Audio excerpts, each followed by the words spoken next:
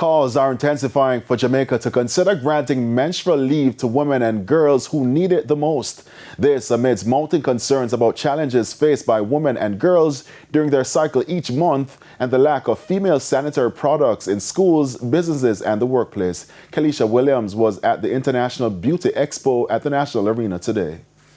Women's health took center stage at the International Beauty Expo in St. Andrew today. Founder and executive director of Her Flow Foundation, Shelley Weeks, says menstrual challenges are not being prioritized in the country, especially in places where people work and do business. Your period starts, your period of any man as it starts where it feel like start. You don't care if you eat lobster for dinner this evening. And you go into the bathroom and there is not even a tampon available. There's no pad available. There's nothing. In schools, she said period poverty is a big issue, with many young girls having little to no access to sanitary products each month.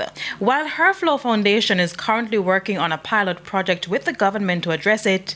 About 44% of Jamaican girls are impacted by period poverty. And what that means is that whenever they have their periods, they do not have access to nor the funding for to get access to menstrual products.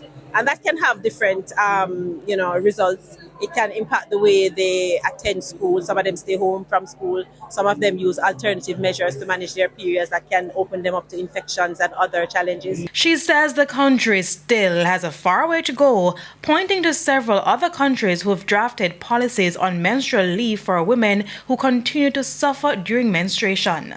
Overseas, what has happened, they have different levels of menstrual leave. Some countries, they give up to 5 days. Some countries give 1 day. Some countries require a doctor's certificate. Some countries don't. What I'm proposing is for them to consider it. The International Beauty Expo began on Friday and features experts from the health and wellness space, both locally and internationally. It ends on Sunday. Kelesha Williams, TVJ News.